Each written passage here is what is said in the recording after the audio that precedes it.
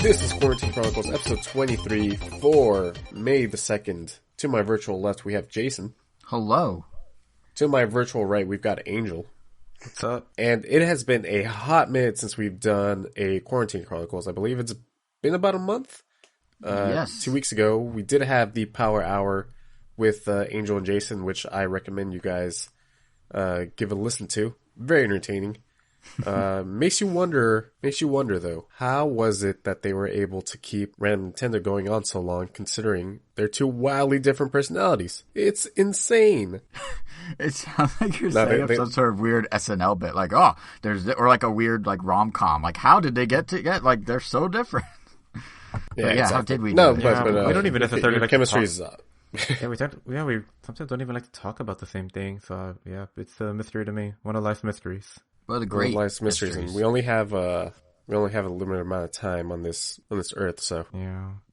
But yeah, it's how have you guys been? Well, good. Pretty good. It's been hot. To your point about hot minute, it was hot in LA these last couple of days. Yeah, it was. I don't think it hit 90s yesterday, but I remember seeing 88 in my car, and I was like, okay, this is way too hot. Yeah, I was worried because I thought it was going to be hot this morning, and I'm, as everyone that listens to the Power Hour knows, now record out of this tiny closet with no ventilation. I was like, oh God, I'm going to just like bake. But woke up, it's not hot. So I'm very good as a result of that. Probably one of the added benefits of us recording from home is, well, at least for me and Angel, is that we have RTX voice on, so we could throw on the AC and you won't be able to hear it. Meanwhile, this lovely Apple fanboy over here doesn't have anything of the sort. So, gonna sweat it out. Sweat lodge every time this summer that we record. It's gonna be great. It's gonna be very cleansing for me and my sweat glands. Has Apple ever used any NVIDIA products in its products? As far as I'm aware, I don't think so. I mean, it's usually just AMD, right? Yeah, although now they're moving, I mean, I guess ARM is still AMD in a way, but now they're moving towards their own chips, right? Like the M1 or whatever. Like that's in the laptop last year. It's in the iMacs they announced a few weeks ago, which look great in those colors, by the way. But, yeah, it's, and the iPad's moving that way. Except for the front. Well, what's your concern at the front, Angel? I just don't like the shade of the colors for some of them in the front. Oh, the shade. Okay. Yeah, because a lot of people have an issue with that chin. And I'm like, it's not that bad. The chin doesn't bother me because I could just put post-its. Yeah, the chin's fine, I feel like. Yeah, and also it's kind of the iconic Mac thing. They always have had that chin. Even going back to the original, it was obviously a much bigger chin. It went from like Jay Leno to like normal, but in chin size. I wish but specifically on the orange one, like I wish it was. Was that a crack at Jay Leno? Jay Leno's known for having a very big chin. It's like a character trait. So I was trying to character trait. Wow. Like the character of Jay Leno. Yep. But yeah, it's you know, if the thing was on top of the Mac, I would say it's like, you know, went from Conan O'Brien hair size to. Listen, I try and make computer analogies that are analogous to late night talk show hosts as much as I can in my life. So this one happened to be Leno. Another one's gonna be Kimmel. We'll see. Are you going to end up getting one of those? The pre-orders went live, didn't they? Wait, hold on. What was that? You guys said that one. Definitely you choose to spend your short life. Yeah, is late night TV references. I'm a strange man. What was your question, Kevin? The pre-orders went live for the new iMacs yesterday, didn't they? Yes, they did. Did you cop one? Not yet. I'm contemplating it. So it's funny. I didn't really have an interest in. No, well, it's not so much I'm contemplating because I know. Do I want? Do I not? I haven't used a desktop in forever since probably I was in high school and it was my family computer, quote unquote. But yeah, I was showing them to my girlfriend. And she's like, "Oh my god, they look so good. They look so great in our office." And she was looking at it as like a room accessory almost. And we started like talking through if it makes sense. And on some level, an iMac would make some sense, like for at-home work, for because it has the better like video camera and mic, for podcast writing, for all this stuff. But right now, I'm working from home, so I have these two giant, kind of ugly Dell monitors on our desk in there, and we don't know where the iMac would go if we can't really fit 3 screens on there, and I don't want to give up obviously I can't give up the work computer, so. Kind of weighing. Well, I'm assuming you're going back to the office soon, aren't you? Unclear. Unclear. It seems like a lot of companies in the tech space are doing kind of like you can work from home if you want. You can do a hybrid approach if you want. I've not heard what mine's doing. On some level, I kind of want to stay home, truthfully, because like the commute's great and the cats will be heartbroken. But if I'm gone, so we're kind of just waiting to see what I hear from work in terms of how many screens can we fit in that office if we're gonna buy it or not. But it does seem like realistically, yes, we're going to end up with the green, new 2021 M1 powered iMac. Do they have are they Thunderbolt equipped? They do. They are. They have 4 ports, and I think 2 are the higher speed and 2 are just USB-C. So one of the models only has 2 ports, so I'm guessing that's true. The cheapest, quote unquote, only has 2, but then once you go with the higher end spec, you get 4. You get more colors. You obviously get more internal power. And the price range for anyone out there that's looking is like $1,300 to $1,800, I believe. Or in monthly installments, it's like I think the high end monthly is $70 a month for 2 years or something like that. If that 1 year. I was gonna say what you could do is buy an external GPU enclosure. And buy like a really cheap graphics card so that you could have RTX voice, so that you could have all the background noise that you can have. Right. Or hear me out.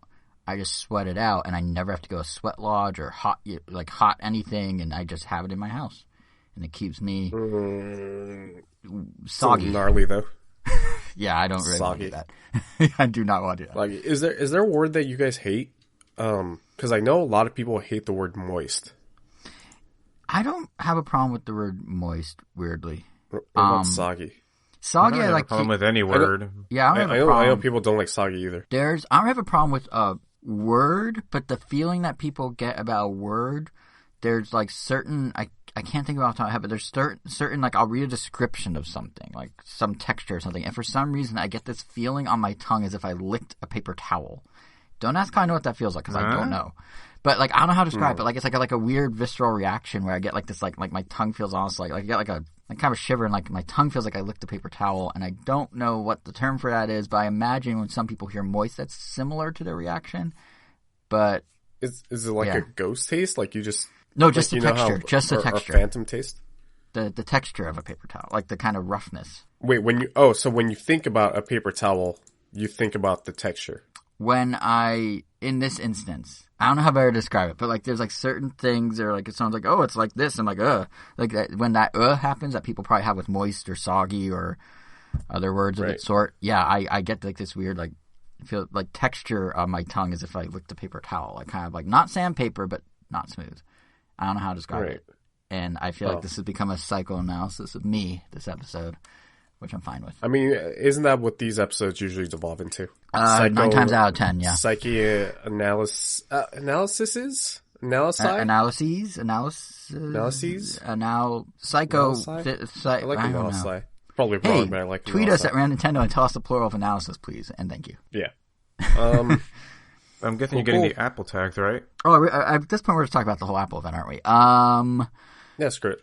Yeah, well, let me flip that back. Are you guys getting the Apple tags? No. Maybe. I already have a tile for my wallet. And those Apple tags don't seem slim enough. So yeah, they're not. They're kind of bulbous. Yeah, exactly. Like if they made an Apple tag that looked exactly like the Apple Card, but was a tag was a tag, I'd probably buy that.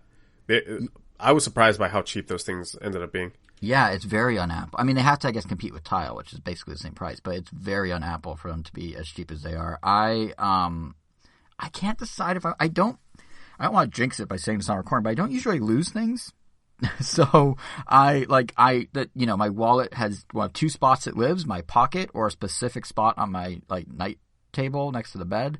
Like it's very, I don't just leave things. So I can't justify buying one, but I really want to mess with it because I think, and I kind of want to buy one just to play with it because I think like the way Apple has improved on the Tile experience with how it guides you using the U1 chip in the newer iPhones with like the little arrow and how it uses the Find My network. So there's like, basically like 1 billion different data collecting machines out in the world.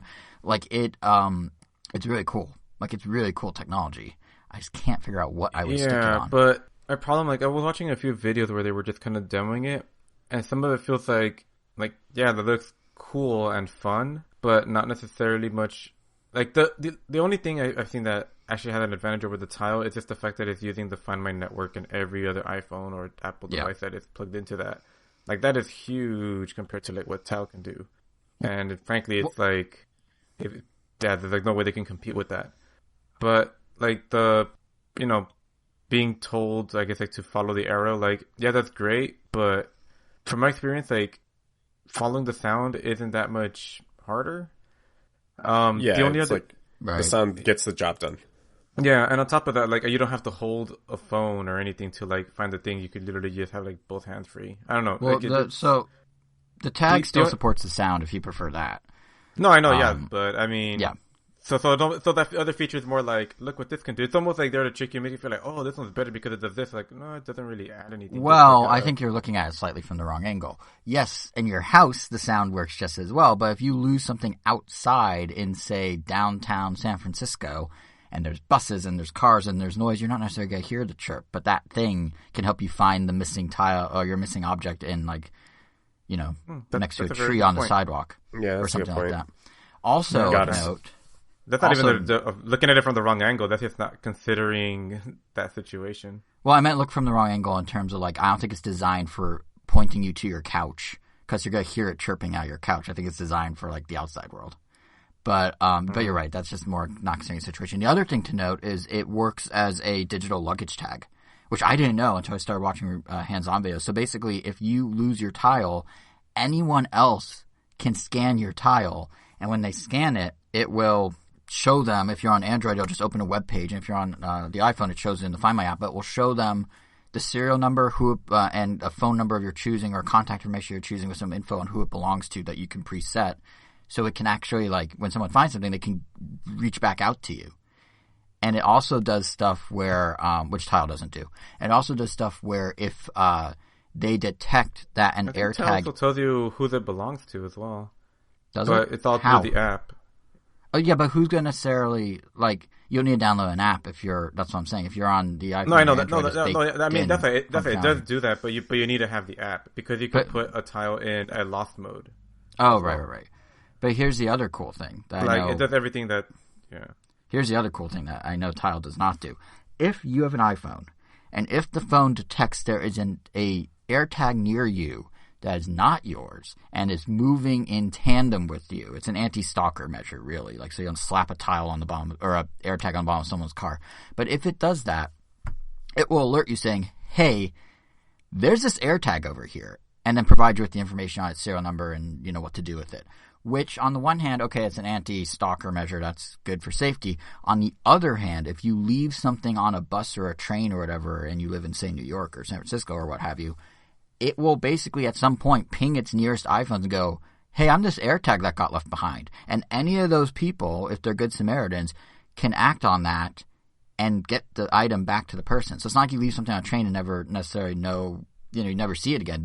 It's now alerting all the nearby iPhones, there's this tag right next to you. Do you want to help this person out? So even if they don't see it, they can still act on it. They can still, like, kind of be pinged. I mean, obviously this is probably a setting you can turn off, but if people leave it on, it's kind of like the missing object itself is now actively trying to be found, opposed to just passively seeing they're unfound, which is a kind of different approach to losing something than before. That is really cool. Yeah, for sure. So of course people have to embrace that, and what I've learned over the course of the pandemic is a lot of people only think for themselves, so they'll probably leave stuff behind and not care if someone's object's next to them. But there are some good Samaritans that will probably help. And then rounding up that lineup were the new iPad Pros, which... Oh, new iPad Pros. Forgot. Yeah, the only other thing I was going to say about the Tile that... Oh. I mean, obviously, it doesn't seem like as much of a problem for you, Jason, because you, like, pretty much have your phone in set places. But I know, like, for, like, my sister and my brother, and actually once or twice for me, like, being able to double tap the Tile to have your phone ring, like, also comes in handy. Especially if you don't have another phone nearby to, like, call it or something. Like, if you literally have nothing else, just having a one way to just, like, activate your phone. Yeah, this is me being fanboy in the Apple ecosystem. My watch does that. So I'm right there with you. All the Apple Watches have a ping your iPhone option. Yeah. But so I don't know if I'm gonna buy one to circle back with the question. So it sounds like all of us have reasons not to get one. Like I want to mess with it so badly, but I don't know what to do. You know what I can't believe they didn't do. So they made that new Siri remote, right? Doesn't have it supported. It doesn't have Find Me supported, or Find My, I mean, supported. That needs it more than anything. Exactly. There's so many times because of the current remote. What are your guys' thoughts on the Apple TV remote as is? Like, so many people hate it. Are you guys against it? It's garbage. Yeah, okay. Whoops. It's terrible. That. Yep. Well, screw it. Yeah, that thing deserves a cuss. that Apple remote is terrible. Angel, it's so garbage. Do you have the same strong feelings?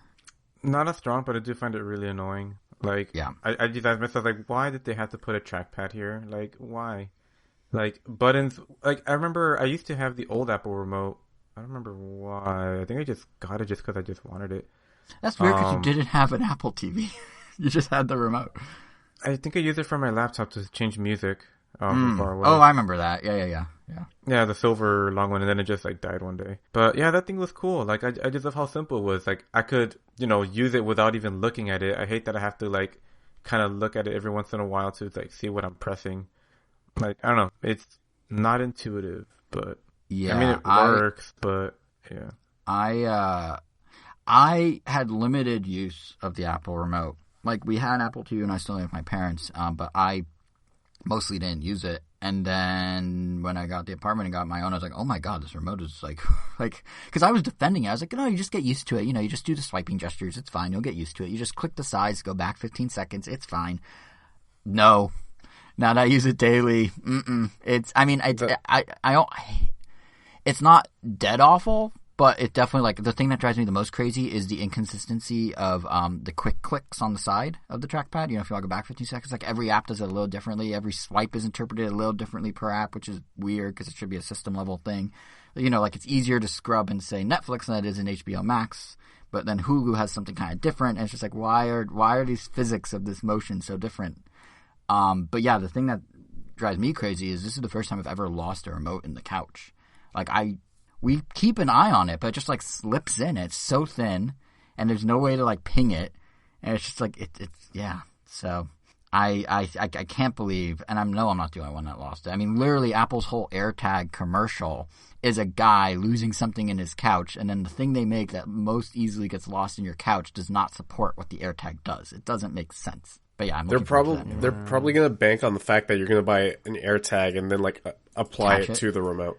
But then you'd think someone would come along with because that's the other thing about AirTags. We're going to talk about the accessory ecosystem for it, which is kind of like they could put a key ring on the AirTag or like a little hole, but no. Instead, they're selling $30 little pouches and $50 leather ones and $400 Hermes ones. And I'm surprised no one's made, to your point, a Siri remote plus AirTag like combo case. I'm sure it'll be out.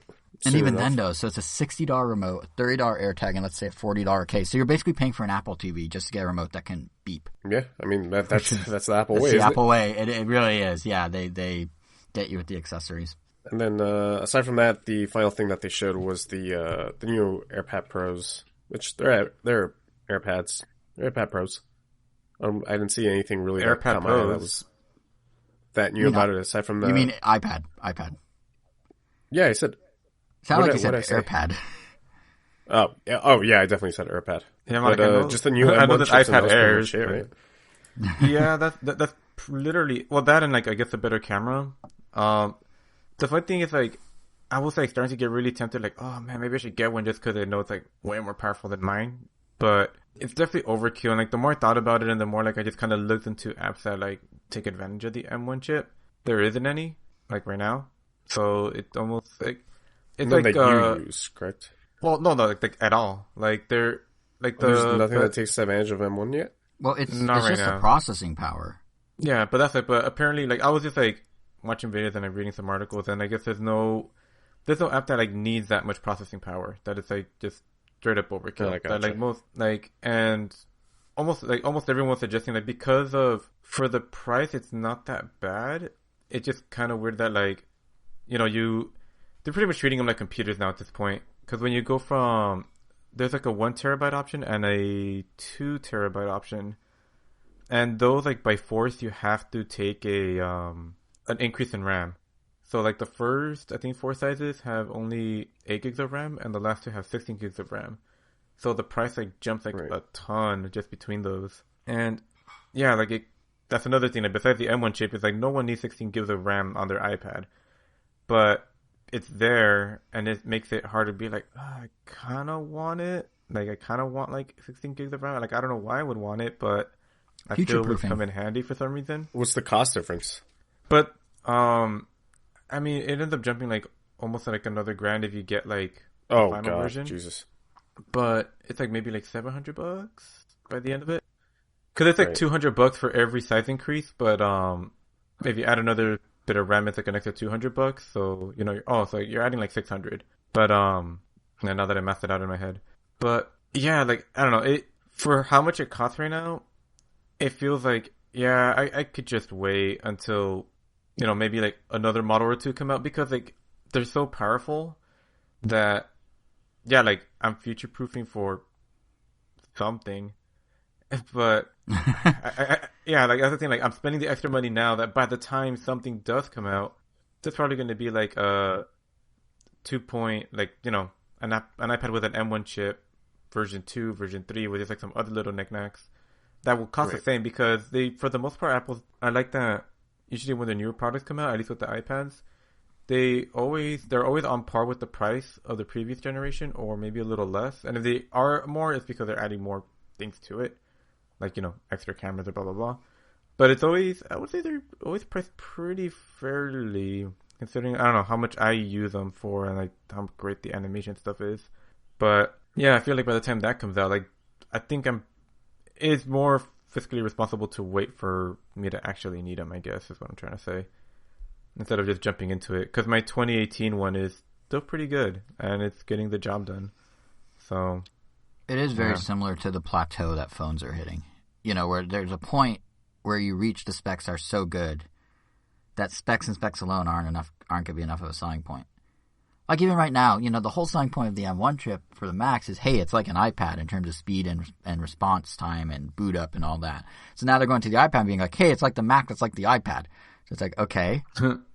So what's the, it's kind of becoming circular. So it's very much, like the phones, they're starting to, and I think they're starting to dabble in this with the iPad, because like, oh, it has a LiDAR camera, and it's like, we did the ultra wide FaceTime that will like follow you around the room when you have it set up if you want to do video conferencing. So like they're trying to come up with other reasons that you may want it, and just saying it's on our silicon now, our super powerful silicon, I guess helps a little.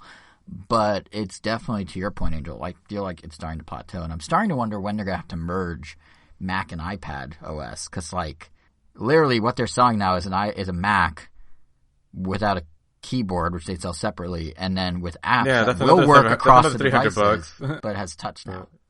Yeah, because that's the thing, is like literally the only difference between a Mac and an iPad 2 years from now is going to be touch, because Mac will support eventually iPad and iPhone apps because of their whole, I forgot what they called the program, but something where you can like cross do them, which is pretty nuts. Because like the iPads, like I mean, I use mine a ton. Like I don't know. I think if I'm at home, I'm like, there's a 90% chance that I'm using it in some way. I mean, even like for the podcast, like it's just, I don't know, it's just a very convenient extra screen, whether for watching stuff, mainly for drawing stuff. Lately been using it to storyboard and like animate some things. And pretty soon when my Kickstarter thing gets here, because I used to use something on the Mac called AstroPad, well, Luna Display by AstroPad. And essentially it's a little dongle that pretty much does what Sidecar does, just better. Because Sidecar was more of a replacement for Duet, an app that essentially lets you extend your screen. So, dual monitor display. Oh, yeah. I used Duet before. And it works fine if you just want like a second screen. But I was looking for something that lets me use my second screen like a Cintiq tablet. Those $1,200 industry standard tablets that are used to draw. And Duet is not good for that because, there's way too much latency. It's not really one-to-one. It doesn't help with the pressure sensitivity. Like, it's just not meant for that. And this team, like, they created something that is. And I've used it on the Mac, and it works amazingly well. And they had a Kickstarter to try to get it on the PC. And I've been using their, I guess the trial, well, it's not a trial version. It's like a oh my god, why am I blanking on such a common name? You know, the thing companies do, the beta version, yeah. I signed up for the beta, so I've been like playing with it on the PC, and it works really, really well. Like, it's awesome that I could use my iPad like a like a really expensive Cintiq tablet, but it does more than that. So yeah, eventually when I do get another iPad, because I keep forgetting like that mine is from 2018. That's like 3 years ago. I thought it was newer, and it still feels and performs like it's new. Mm-hmm. So yeah. So eventually, I guess when I do replace it, yeah, hopefully the bigger ones are nicer. But yeah, that second display stuff is really cool. I think I lost like my train of thought. I don't remember where I was going with it.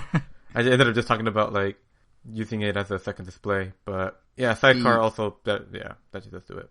The iPad is still the one piece of the Apple ecosystem I cannot figure out my own use for. I mean, I'm in on everything else except I guess AirTags. But like, I have AirPods now. I have, you know, the Apple TV, the watch, the phone, the Mac, a doorbell that's only HomeKit compatible, opposed to one that works with other things. Like, I'm fully in. HomePod Mini, fully in. But like, I cannot, for the life of me, figure out what I would need an iPad for. Like, I understand your use case, drawing, using, you know, that sort of like animation stuff, but like, since day one, since Steve Jobs walked out, it's like, it's a big iPhone. I'm like, it sure is, and why do I need it? And I still wonder that, you know, have 10 years later. Because like, I didn't think I would need or want an iPad. I think I was kind of in the same boat when it was first announced, like, oh, this seems dumb. But I guess everything changed when the Apple Pencil was first announced, because, you know, drawing is like a big kid. I have had a Cintiq tablet, but it was like a lower end one, and I mean, it was great, but I mean, you know, it ran its course. It was getting too old. It wasn't really working as well. But now, yeah, like after I got it and obviously use it for all the drawing and the animating stuff, it's like, oh, like this is way better to play like Hearthstone here. So, you know, I started using it for some games. I started using it to read comics. You start, you know, finding these things. Like, I love having it as like my background TV / like YouTube viewer, just because sometimes I'll just have it next to whatever, just so I could use my two monitors for other things. Right. See, that's my Mac. That's what I do. Like, when I'm working, when we were talking, you know, it's about too many screens on my desk, I have my two work monitors and then my 13-inch Mac next to it, which is like literally my music player, etc., because it's rigged up to the HomePod. I have like the full screen iTunes display, and it like shows the album art and stuff. But like, or I'll have like a YouTube video on or something. But I don't need an iPad for that, because my Mac's sitting right there doing the same thing. Like, it's weird. I don't understand what they're for. And it's funny because there is one in the apartment. Girlfriend has one, but she doesn't ever use it either, so it's just kind of here. but I don't know what to, like, I have one that I can literally be like, what do I use this for? And it's never crossed my mind, maybe I should figure it out, because I literally can't figure it out. I mean, did you have a reason for getting an Apple Watch? I mean, this kind of not one. Well, it was different function, but that's my point. It was different functionality than, like, an iPad to me is just a big iPhone. The watch isn't a small iPhone. It's like a whole different thing that plays with your iPhone, but like does the tracking and does the, you know, the alerts when you're unable to see them otherwise and that sort of thing. So I'd say it's a little more diversified than the iPad and iPhone, at least to me and my the way I live my life. But yeah, I don't know. I mean, Kevin, did you ever have an iPad? Or was that ever? Are you in the same boat? We got two iPads in the house. One for my sister and one that my mom uses extensively for sports viewing. Which reminds me, I actually have to buy her a Lightning to HDMI cable, because, you know, I go to some shady sites to have her catch like all her soccer games, and it's very easy on the iPad compared to like the computer, even with ad block on. So I'm probably gonna have to do something there where I can just mirror off the iPad and onto just the to TV. Which probably puts at the top of every episode, but just to disclaim, Remington does not endorse, support, or have admissions of guilt of any illegal activity ever. I didn't say that they. I didn't. First of all, I didn't say that the sites were illegal. I just said that they were shady. Fair. I know. Like, yeah. ESPN Plus, super shady, charging $15 a month like that. Yep. That reminds me. I think they just upped their prices. I think that entire Disney Plus combo is getting a price increase. Yes, it is. Well, Disney Plus did, I believe, to 15. So. Oh, did they? Oh, yeah. Disney Plus went from 6 to 7 or 7 to 8 or something like that about a month ago. Still a deal. Oh, totally. Considering like all the content on there. I mean, well, let's get into it. Yes. We usually do a COVID update Jason probably doesn't have a jingle ready, but things are looking up. Yeah, things are looking up, and that was sort of a jingle. It had note changes. Yeah, exactly. People are getting vaccinated. That's awesome. We appreciate it. And that's your COVID update for this week. But seeing as how we're talking about Disney Plus, let's get into it with our first topic of the show. Falcon and the Winter Soldier. Just wrapped up last week, correct? Yeah, it was last week. Feels like ages ago, but yeah, it's within the last couple of weeks for sure. Yeah, finally wrapped up. 6-episode run. Anthony Mackie as your Falcon. Sebastian Stan as your Bucky / Winter Soldier / White Wolf, which we'll get into it. / James. / James. Isn't his first name just James? They call him that they call him that like once in the show, I think. Like it's always Bucky or I was the Winter Soldier, and then one time they're just like, "Hey James." I'm just like, "Wait, what?" But it is James. Oh, right? maybe I don't remember. Is his first name James? I think it's James. I just remember his name's like James Buchanan something. Is that why they call him Bucky? I don't. Let me look it up. But yeah, I remember them the fine saying, details that I missed. Yeah, when you watched all 5 seconds that you watched. James Buchanan It Barnes. was like a minute and a half. It was like a minute and a half. James Buchanan Barnes is his full name. James Buchanan Barnes. Okay, yeah, there we go. Barnes, Bucky Barnes, Buchanan. Okay, slight tangent. The green bottle of liquor that isn't Jameson. What is it called? There's another one. Not absinthe. It's a green bottle. Oh! I know what you're talking about. It's like a lighter shade than the Jameson bottle, right? Okay, like a greener green. I am Hispanic. Angel, you are Hispanic. I think so. And I think so. Everybody that I know calls that bottle Buchanan's. What? I never heard that. Yeah. You've never heard Buchanan's? No. But then again, I don't think I've ever been somewhere with someone that pronounced it. I don't remember last time. Okay, because the correct pronunciation is Buchanan's because it's Irish. Makes sense. Or Scottish. I'm not sure which one. I think it's Irish. Sorry to our Scottish / Irish listeners. I did get you guys mixed up. But my point is, I absolutely hate it when I hear Buchanan's instead of Buchanan's. It's so annoying. It's like the reverse of every time I'm with you guys and being the token white guy of the group. I always say things Americanized, like super, like, Palos Verdes instead Palo Verde and stuff. And you guys are just like, it's like that. Well, yeah, that now you know. That was just terrible. How you feel when I hear you say Buchanan like that. Yeah, but it's like, it's my own people, and they're calling it Buchanan's, and like, no, you could at least add the Hispanic accent to Buchanan's, like, what, they go boo, they don't go bu. That's interesting. Wonder why that is. It's annoying. Or how that happens. Anyways, Falcon and the Winter Soldier. Spoilers, most likely. Full spoilers, I think. Full spoilers. Jason, me and you saw all 6 episodes. Yep. Angel, I don't even know what you saw. I watched. So I started on the final episode. Yeah. I watched the recap. Right. Didn't really do anything. The recap wasn't really helpful. And then I just skipped to maybe like a second or two before the end credits. So you saw the title change and nothing else. Yeah, and then I saw the title change, and I did end up watching the after credit scene, which must have been super confusing. Not really. I mean, you weren't why is Julia Louis-Dreyfus here with a streak of blue hair? That didn't cross your mind? Or let me put it in Angel parlance. Why is Veep here with a streak of blue hair? No, I recognized her. That's one of the Carters or something. No. Isn't it? No. Nope. She's never been in Marvel before. It was a stunt casting in the same way Catherine Hahn was in WandaVision. No, so the post credit scene was Sharon Carter. The mid credit scene. Oh, I'm thinking mid credit. Yeah. Wait, did you watch the mid or the post, Angel, or both? If he's talking about Sharon Carter, he saw the right. Yeah, and it was the end. Post. I saw a woman walking out of a building with a phone. Okay, you saw the end. Okay, yeah, that was the post. Yeah, and yes, she is a Carter. So yes, I take back what I was saying. I thought you were talking about the mid. I don't think I saw the mid then. But yeah, I mean, I was satisfied. I mean, I got what I wanted from it. That's pretty much it. Like, I was having I mean, like, as I was talking to Jason, like, I really, like, I don't care enough about these shows to like watch them, especially when they're like as long as they are per episode. Like, I just want whatever questions I want answered, and that's it. Like, I do not want to. I just don't have the time to invest in that because there's other shows that I'm watching. It's almost like you just want to watch enough so when the movie you get dragged to eventually happens, you understand why Falcon is now how he is, and that's it. Yeah, pretty much. That's pretty much it. Because I don't hate Marvel, but I don't necessarily love it either. At least like not enough to like bother watching the show. And none of this became more clear to me than when I had to watch the Snyder Cut.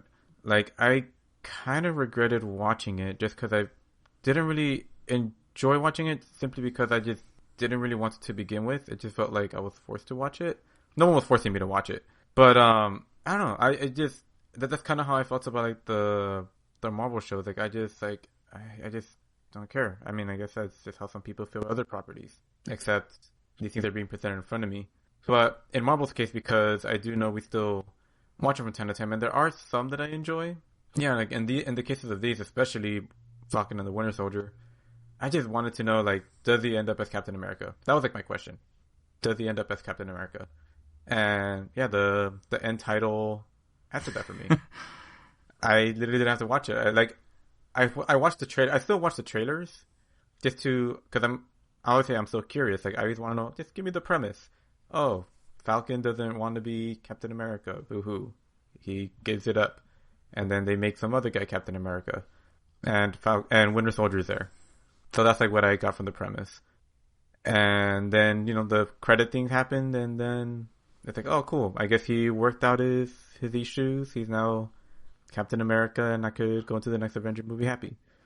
Just like WandaVision. My only questions were, did she get out of that town, and what were the production values? And I watched about half of that episode, and I got my answers. And at least with Star Wars, my question was, my question was really just what are the production values? I didn't really have anything that I really needed resolved because I definitely keep up with the Star Wars lore a lot less. But I was satisfied. I thought the show looked cool, but it didn't make me go like, oh, I wonder what the rest of the show is like. Especially because there was so much talk around it that, any question that I would have had, I felt was already answered. But yeah. I, on some level, almost envy how you can just pop in and be like, yeah, this is cool, and move on. Because, like, when you invest the full time, then you start picking it apart. Then you start really questioning the flaws. Then things that stand out that, then you start really wondering, like, is this the right thing? My headcanon of the show is really cool. It could be whatever I want it to be. Yeah, but I mean, because Kevin had a giant CGI fight. I imagine Kevin and I are going to start picking apart Falcon Winter Soldier pretty heavily, and you're probably just saying, like, well, I mean, I got my answer. And we got the same answer, but we took such a longer journey with so many potholes and speed bumps. And, I was going to say ups and ups. Well, I guess, let's get into it. What did you think overall, Jason? So, I think there's stuff I liked, and there's stuff I did not like. My takeaway from it was it is in this weird gray area where I, at the same time when it ended, wanted there to be more, but also wished there was just less.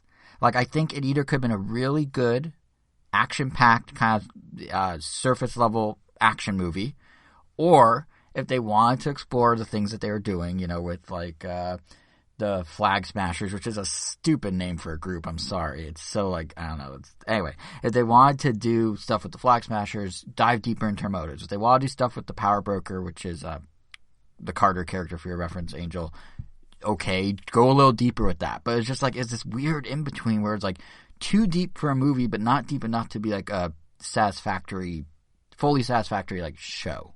You know what I mean? There's like this weird middle ground. And yeah, so I'm glad I like watching stuff and seeing where the MCU ends up, much like Angel. But if I'm going to invest and actually see where the MCU ends up, I want to know the real, like, logical. I want there to be some meat on the bone, so to speak. Like, there's a lot of really interesting concepts, I think, that they could have explored with the Flag Smashers, stupid name, and why they struggled how they did, and the idea of after the snap, half the world now coming back and having to displace the people that took the place of the originally displaced dead people. Like, that's really interesting, and they could have done so much with that, and it just felt so surface level.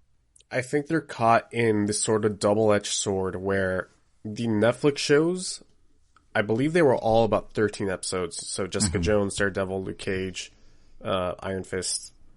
They were all 13 episodes, and that felt like way too long. Right. And now with these shows, I think they're like, Marvel and Disney were probably like, okay, those felt too long. Let's just tighten them up. And I feel like with WandaVision, they did a decent enough job of conveying an entire story in 8 episodes. And even though these episodes are longer for Falcon and the Winter Soldier, 6 episodes was not nearly enough to flesh out all the ideas that are brought out. And some of the ideas were fine, like Isaiah Bradley's character and his past. And, he kind of gets an arc, even though I thought the arc took a weird turn at the end when he got his own memorial in the Smithsonian. Even after he said, hey, I'd rather be dead. Like, I'd rather nobody know that about was me. a sticking point for a lot of people. My gut feeling when I saw that was he was saying he doesn't want, like, he didn't necessarily, the way I gathered it, want to be like he wanted to be honored, but he didn't want the government to use his name to be like, see, look, we like did these things. Like, so, like, the fact that Sam did it, I think he was more okay with, because it was like sort of paying tribute versus like this weird historic footnote that like the government was like, yeah, we did stuff with super soldiers, and then we had this black one too. We're not racist. Like, it's fine. Like, he didn't want that is how I interpreted it. Right. But yeah, it is a bit of a pivot. You're absolutely right. Yeah, and then, like you said, the idea of this group of people that wants everything to essentially go back to to post blip, which I have liked how these shows are taking the blip so seriously as compared to like Far From Home, where when everybody was coming back, it was sort of played off as a joke, you know? Yeah. Literally, it's just like, look, and that was it. Yeah. In WandaVision, especially that scene in the hospital is probably still my favorite scene of these MCU shows on Disney Plus, or might even be for all of Phase 4 by the time that we're done with it. So I do appreciate them taking that a little bit seriously, and they want to delve obviously deeper into that with the Falcon and Winter Soldier. But it didn't help that Carly was such a terrible villain. I hated her every step of the way. I don't know why every villain these days has to go from, no, I'm doing it for a noble cause, I'm a good person, to just kill them all. It's like, there's some gray area between that, you know? Like, not every villain needs to do that. They just take, like, extremes to, So Carly sucked. Sharon Carter was wasted. Totally. The whole episode power broker angle, just... Power broker stuff, yeah. I feel like I understand... didn't see that coming. I mean, yeah. And I understood that, like, they needed a way to justify how the super soldier serum got to Carly and her crew. But, like, I feel like there's so many things they could have done that would have streamlined it. Like, the same way I understand they needed to figure out the super soldier thing, they needed to figure out how to make John Walker break bad, essentially. Like, how to make him, go off the rails.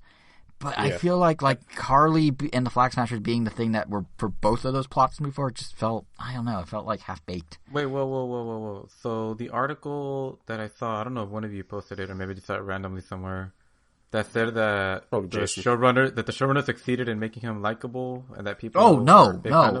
No. Yeah, John Walker, for your reference, Angel, he's the new Captain America. He's actually Kurt Russell's son, the actor. Didn't know that. Explains his jawline. But he in episode 5 or 4 literally murders someone with Captain America's shield. Like, just bashes their head in. And then, an episode later, or 2, he has to make a choice between, like, does he stop the terrorist who killed his friend that led him to murder someone else? Or that was the wrong person, or does he just go rescue some people? And he's like, I'm going to rescue some people. And then Bucky's like, ha! And cracks a joke at him, and everything seems dandy, and he's supposed to be this kind of likable, but sort of like anti-hero type. Like, he's basically filling in for what Winter Soldier was up until they like kind of closed Bucky's arc. Like, he's kind of the new, like, antithesis of Captain America, U.S. agent. But, like, he's not likable. They never really redeemed him. Even when he went to go apologize to the family of the friend of his that was murdered in line of duty that led him to commit the murder himself, he lied to them about the situation. So, like, I don't understand what redeeming qualities he has, except one time he saved some people instead of chasing some random girl down a sewer. Like, that doesn't feel like enough to me. No, it absolutely isn't enough. Yeah. I do like that it seems like they're setting up something with Julia Louis-Dreyfus. What is it? Julia Louis-Dreyfus. Yeah. Louis. I always forget the Louis. Yeah. Just call her Louis-Dreyfus. Veep. I do like. It seems like they're setting up something akin to the Thunderbolts, like sort of Marvel's Suicide Squad, and John Walker just might be the leader of that. So that seems kind of cool. Yeah. But I mean, and her cameo was like insane. Like when I saw her on screen, I was like, huh. I don't know how they managed to pull this off without it getting leaked anywhere. So apparently they did it by, and this is real, they shuttled her to and from the set in a full wizard robe. Like she was in a cloak. Like they covered her head, you couldn't see her face, and they like would shuttle her back and forth, and then only a few people knew when she was coming to set, and they had her offset to get dressed, and then put the cloak on, drove her there, filmed, drove her back, took the cloak back off. Okay, well, which is insane for just basically a stunt casting, but hey. Well, I don't know if it's as much stunt casting as I'm sure she's going to pop up in other stuff. No, but I mean, like, I wouldn't be surprised like if she her. pops up in like Secret Invasion. Oh, for sure. Yeah, no, she's in the MCU now in the same way that like, we have Samuel L. Jackson popping up throughout randomly. Yeah. Yeah. But I mean, just casting her felt like a move. It reminded me a lot of, like I was saying before, Catherine Hahn in WandaVision, or even like Bill Burr in The Mandalorian. Just like, let's get people that aren't traditionally in this world. We throw them in a TV show version of that world, and then people are like, "Whoa, did you see that? Like Julia Louis-Dreyfus was in Falcon Winter Soldier?" And like she was, and they like start watching the show, and then supposedly get hooked, hopefully, and then they keep watching the show. It's all a weird marketing move in a way. It's a water cooler talk generator, which is why I couldn't leak. At the end, Sam does become Captain America, which is cool. Mm-hmm. And then they do the title change with Captain America and the Winter Soldier, and I felt like shouldn't have Bucky have gone to White Wolf or right? White Wolf, or even Bucky? Yeah. Well, that I feel like sums up his entire arc. Like, remember with WandaVision, I was saying I thought that the story of Wanda working through her grief was strong, but everything else was kind of pushed to the wayside and felt kind of short. Not given its due. That was Bucky in this to me. Like, the show's called Falcon and Winter Soldier, but really it was mostly Falcon. Like, Bucky early on, it seemed like they're setting up his arc. And then, like, the closure for his arc, him coming to terms with, writing the names off, or crossing names off the list, apologizing, everything. They handled him and the father of that guy he killed, who at the start of the show, they showed how he was using that relationship to try and make himself feel better, but not telling the father who he was. They resolved that in like 2 seconds. He's like, "Oh yeah, so I killed your son," and the dad's like, "What?" And he's like, "Sorry," and then the dad's like, "What?" And then the hard and cut. then it's over. I don't even think he said sorry. I think he just explained like I was forced to, and a hard cut to he's like leaving the house, and then everything's fine, and now he's hanging out in an unofficial member of Sam's family, and it's cool. It's just like that didn't. I mean, I'm glad Bucky got closure, but it would be nice to see it see the audience. Closure. Yeah, yeah. But I thought Bucky did have some of the stronger moments in it. In the show, like that flashback to when he's in Wakanda and he's just like crying because he's scared that he's still brainwashed. Yeah, as the Wakandans are like treating him. I thought it was a great scene. He had a great line, I believe, in the second episode when they're doing that forced therapy, where I believe he says something along the lines, or like he's arguing with Sam. And Sam's telling him, "Why do you care so much about me?" And then Bucky says something along the lines of, "Because if Steve was wrong about you, then that means that he was wrong about me." Yeah. Yeah. Which I thought was a really good good line. And that was like his arc up to the end, I thought was like kind of on the right track, even if it was less of one, like compared to Sam's. But then it just like they fumbled the back third of it, I feel like. Which I think they just fumbled the back half of the whole show. Of the entire show, yeah. Because the second episode was great. Yeah. Especially because it did have that buddy cop feel to it.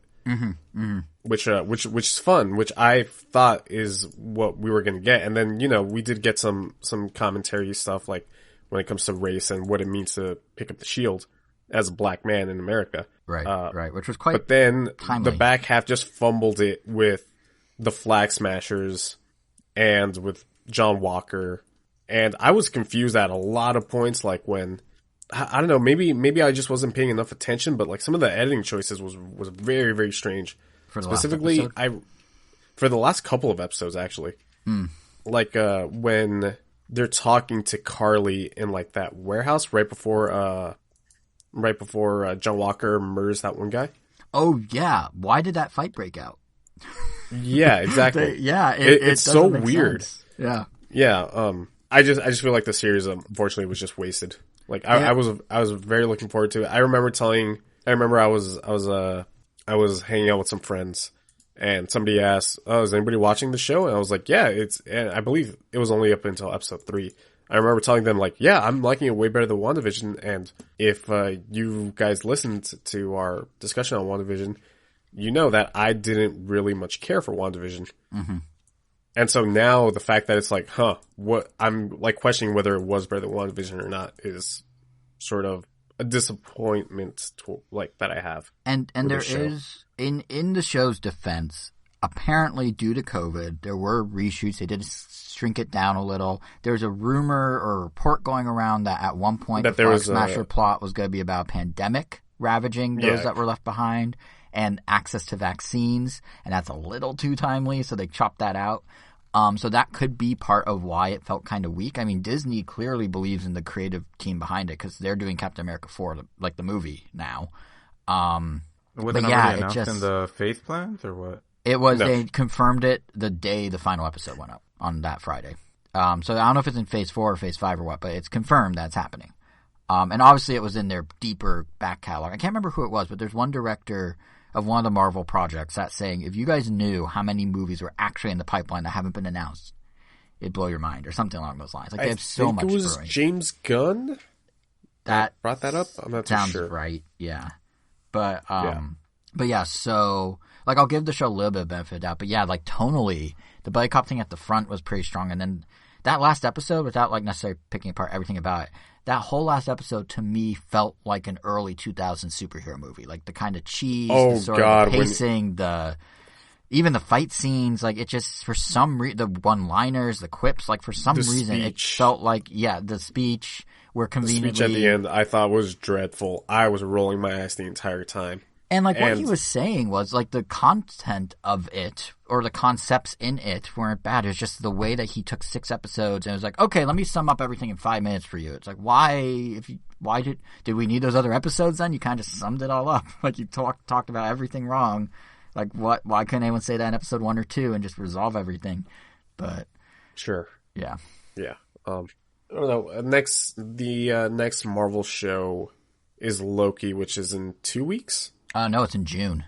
It's in June? Oh, okay. They're taking a little I could have sworn that they were doing this thing where like almost immediately you get a new show. They delayed Loki, but yeah, they were originally. Oh, they delayed it. Gotcha. Loki's interesting. And go ahead. What are you gonna say?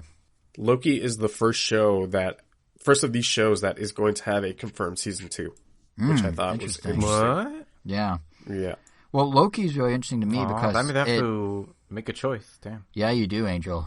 Yeah, sucks to be the guy who tries to watch 10 seconds of every project. You're going to have to maybe watch like 10 seconds twice in 2 different seasons. But, well, Owen Wilson's in it, so maybe this deserves a normal watch, but I don't know. Yeah, there's... Owen Wilson is what's going to get you to watch this? Wow. Yeah. Wow. Yeah, I honestly, like, Loki, I kind of like Wanda before WandaVision. Loki is a character that they put in the MCU over and over. I'm like, he's fine in Thor. Like, I understand he's the foil to Thor. Okay, fine. But, like, people love the guy, and I never quite understood what it was about him. But the trailer for Loki looks so good. I think it's because people like Tom Hiddleston. That's probably it, yeah. But the trailer for Loki just looks really, really... Hiddleston, I think? Hiddleston, yeah. Yeah. But the trailer looks really good, and I have a theory. Hear me out on this. We'll see if the show pans out. I'm putting this on recording. Boy. It's not a theory about the show. It's just a concept. Correct me if I'm wrong. Here we go. This is Marvel's version of The Good Place. Hear me out. I have not seen any of the trailers. Okay. I'd rather keep it that way. Then I will not say anything further. Those who understand what I'm saying. Yeah, I already said too much, but just earmark that. It's today. We're just going up May 2nd, and I'm making that comparison. We will see if the discourse follows my point by the end of the show, but it really feels like it. There's differences, but there's also similarities. So I'm planting my flag there. But yeah, it looks really good. It also kind of has a Buddy Cop vibe, kind of, but it looks different and good. And that's all I'll say. I'll just say that I do agree with what Jason said. or I just support that. Which thing. part? Which I part? see. Okay. I don't want. Yeah, I will say more. Yeah. I agree with something that was said in this last 57 minutes. All right. Your theory? Why did okay, the theory. Yeah. I thought I wasn't sure if you meant the theory or the buddy cop comment. No, I said your theory. Oh, sorry, I didn't catch that. Yeah. Yeah. All right, yeah. Marvel. Yeah. Some more to come in June. Yeah, that was one of the bigger releases. What else do we have on the docket? I mean, if you want do you want to go next to Angel? Actually, he should. Yeah. We might as well talk about Godzilla. So the other big release, am I right? Ha ha ha. The other big release So, Godzilla vs. Kong. Yeah. The biggest box office release since the pandemic. Yeah, it's almost crazy just how long it's been coming. I mean, I feel like we knew about this not that long after the 2014 Godzilla, right? Yeah. It was one of those it's oh yeah, they're working on this, and it's I mean, how far apart was it? 7 years? Jesus. And they didn't outright say at that point, I think, that Godzilla vs. Kong was going to play out as Godzilla vs. Kong, but they did sort of angle at, we're going to have Monarch, and it's going to be this interconnected monster verse, and, we're going to rope in these different licenses of classic monsters. Yeah, because there will be some meeting of some sort, but they didn't, outright say Kong's going to punch Godzilla in the face in 7 years or anything like that. Yeah, because it wasn't officially confirmed until, I want to say Skull Island, right? In the after credit scene, that's where the stinger was oh, Monarch's in this, and it's whoa, Godzilla, and then that's I guess when we were supposed to be oh, this is actually happening. Yeah, but even the rumblings were there. I took it with a grain of salt early on because this was the same company that's Bryan Cranston stars in Godzilla and then was in it for 2 minutes. So I was a little are they going to do it though? But yeah, once they started getting the ball rolling, it's been a long time coming. I mean, so I love Godzilla 2014. I do too, even though I just made fun of it. I don't know how you feel about it, Angel, considering Godzilla's only in it for 5 minutes. I like the beginning, the middle, and the main character. I don't know. I feel like we follow him way too much. I don't know. I found a lot of it really boring. Right. I just like the very beginning and the very end. I didn't like the middle. It's definitely more of the impact of Godzilla than Godzilla himself, and the the thing is, stories Godzilla around movies, Godzilla. Well, the thing is, Godzilla movies are normally pretty slow. It's usually something like a budget restraint. You can't really do a whole 2-hour plus movie with CG with CG. It just wouldn't work. But I don't know. I haven't really found. I didn't have the same problem I did with the other ones. I don't know. I think it was I think it was kind of the performance of Quicksilver. Godzilla and Kong. Oh, I see. Oh no, in the first movie, yeah. Original in 2014. Gotcha. Yeah, Quicksilver just kind of didn't really do it for me. I found the angle they were going with in the beginning way more interesting. After they killed off Bryan Cranston and he was just kind of, I don't know, just going with the flow, just going from place to place, helping out, I guess, in the military, kind of doing his bomb thing, but then not really. And I don't know what was up with that whole, he sets off a nuke in the ocean and they managed to catch up to him and rescue him before I don't know. There a lot of weird iffy things, but I don't know. I just didn't really like Quicksilver in this movie. I don't know his name. That's why I keep saying Quicksilver. I think his name is Ford. That always sticks with me because I've never heard of anybody named Ford. I know it's a first name, but that's the first time in Wait, his first name is actual Ford? fiction that I see. Yeah, Ford. Oh, yeah. And it stuck with me. He's kick-ass, right? Because I wanted to say I enjoyed him in that. Yeah, he's quick-ass. Aaron something Taylor Johnson, is that his name? Aaron Taylor Johnson. Also he was in Tenet. Yes. If you which remember. I didn't even realize was him initially. Yeah. Yeah. Yeah, well, for whatever reason, I don't know why. He kind of brought down the movie for me. I don't know what it was about him, but he just didn't really feel like he was really into the role. He just felt kind of, I don't know. Flat. He just felt really flat for me.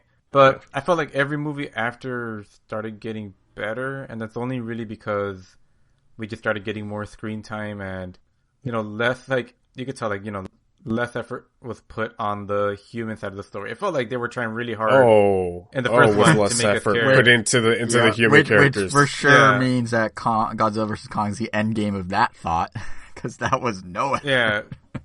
No, yeah, which is I definitely prefer that. The only thing is that it felt like the, King of the Monsters. I love the, the monster side of it. the human side was obviously getting dumber, and I don't know, something that did feel like they kind of focused on them a little too long. But overall, like, I enjoyed it for what it was. And yeah, Godzilla vs. Kong, like, I really enjoyed it. Like, Real quick, since we're doing the lineage, shout out to Skull Island, which I thought visually, with the Vietnam motif, was probably the coolest visually of the bunch. That one was definitely... Yeah, it was just like a different movie. I mean, I completely forgot it was even part of this canon, because... I just love it. Because it almost doesn't fit with it. Like, I mean, of all of them, it definitely has the most interesting human side of the story, just because, I don't know, I think Bill O'Reilly Nope. does a good job. Definitely not former Fox News anchor Bill O'Reilly. No. Something Riley. John C. Riley. I was trying to think, like, who the hell is he talking about? Yeah, I couldn't figure it out. I just knew it was not Bill O'Reilly. Yeah, next something Riley. Like, Godzilla vs. Kong, like Tucker Carlson's role was really like, nope, definitely not. Yeah, Wreck-It Ralph. Yeah. Yeah, but I think Skull Island. I don't want to say it's my favorite of the bunch because Godzilla vs. Kong was just bonkers. But yeah, I feel like we didn't give it its due, which is why I cut you off real quick. But anyway, please continue. I just wanted to shout out Skull Island. Oh, yeah, that was a fun movie. A lot of helicopter deaths in the beginning. Yeah. But what's it called? But yeah, Godzilla vs. Kong. It delivered pretty much what I wanted.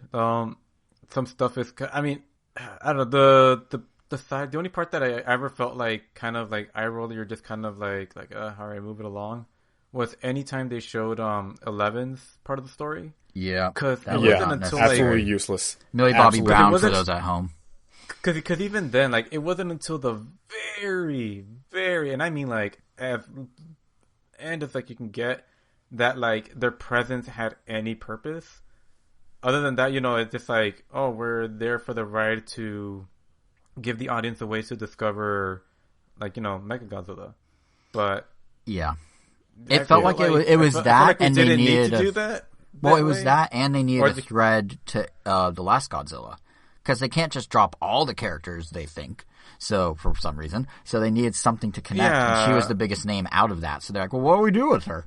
And they found yeah, because I mean. Her dad is in the movie for like a total of like 2 minutes. Yeah, and honestly, like, yeah, I could care less if they didn't bring back anyone. I think most people agree that, like, we don't come for the continuous plot. We just want to see the CG fight. But at least the CG fight was really cool. And what I mean, even some other stuff that was debatably kind of dumb. It's like, you know, when they go into the inner Earth, it looks like they're going through like wormholes, and like it takes forever to get there. And then later on, it's like, oh, Godzilla just shoot the beam down. Come on up, guys. Yeah, the plot holes in this movie are insane. Yeah. You're telling me that they use these. First of all, like, if you showed me 2014 Godzilla and then this movie, like right after it, I'd be like, no shot are these in the same universe, because they're like completely different movies. Like 2014 Godzilla is I guess grounded in a sense, it's definitely the most compared grounded, to this movie. Yeah. Compared to this one, where it's like, oh yeah, we have these anti-gravity ships, and we're gonna like go at the speed of light towards Hollow Earth, and then Godzilla just nukes a hole down to Hollow Earth. Well, you know why it is how it is, right? Warner Brothers and Legendary, in my opinion at least, are following a very established process here. This is Fast and Furious, but monsters. So they started pretty grounded. Fast and Furious 1 was, you know, DVDs. They're stealing DVDs. And then with each following movie, it got a little more ridiculous and the action got a little more heightened.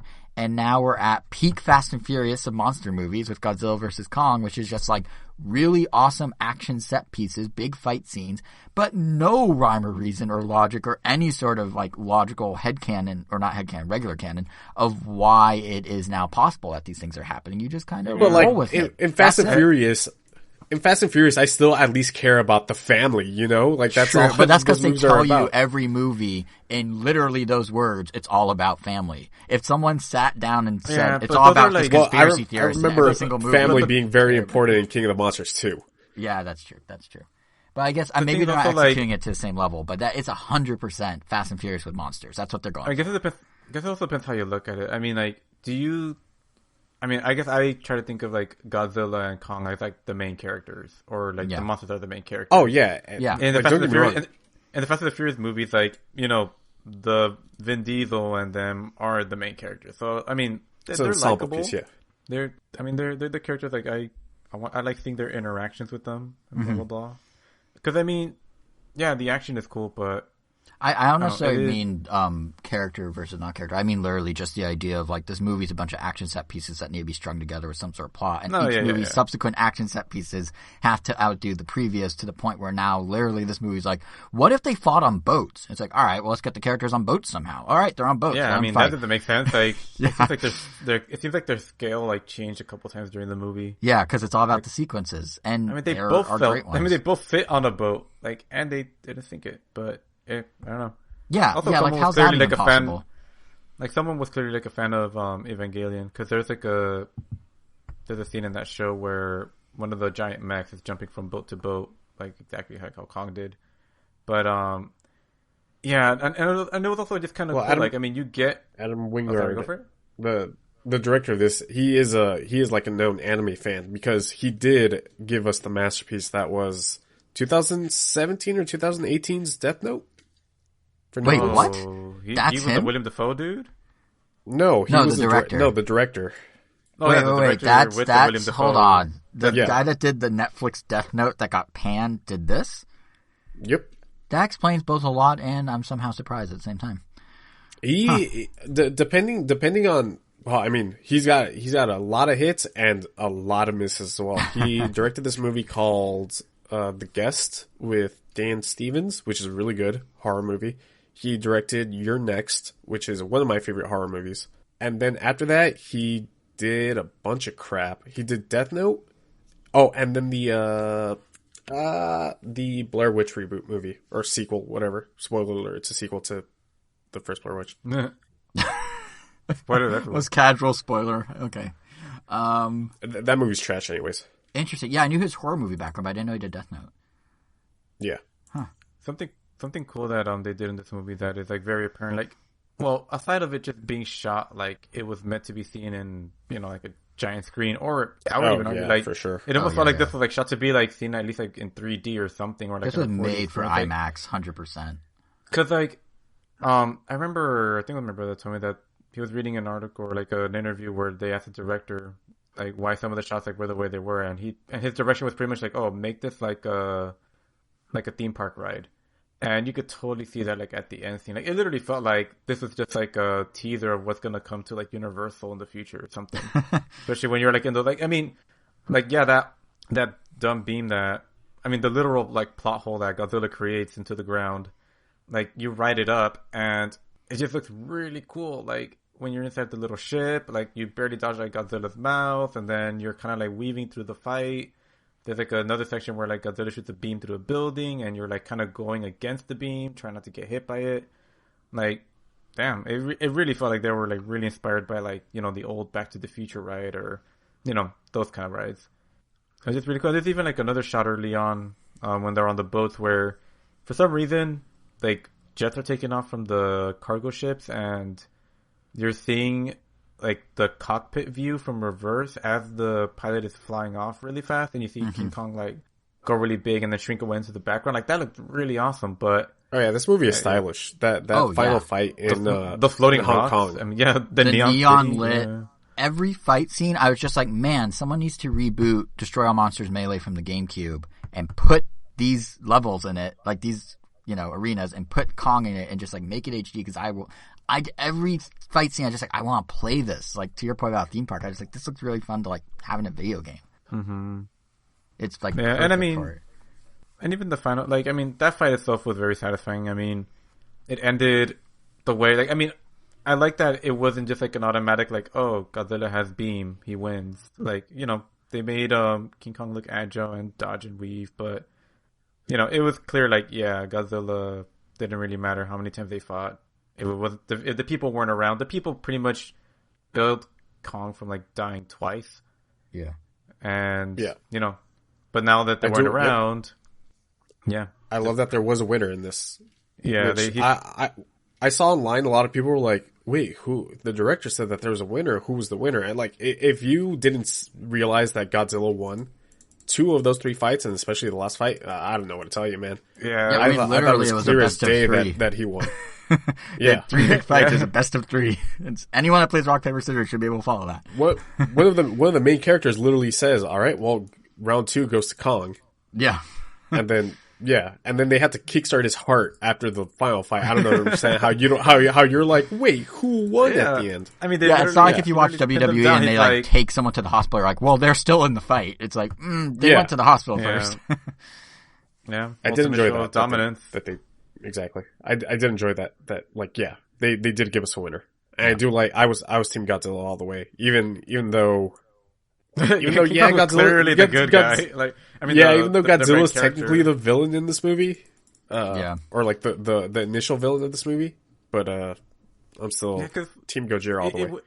It was really interesting seeing like how Godzilla was giving like that same reverence that King Kong got in this movie and King of the Monsters, like the exact kind of like oh man, look at this kind gentle beast, he's trying to protect us, blah blah blah.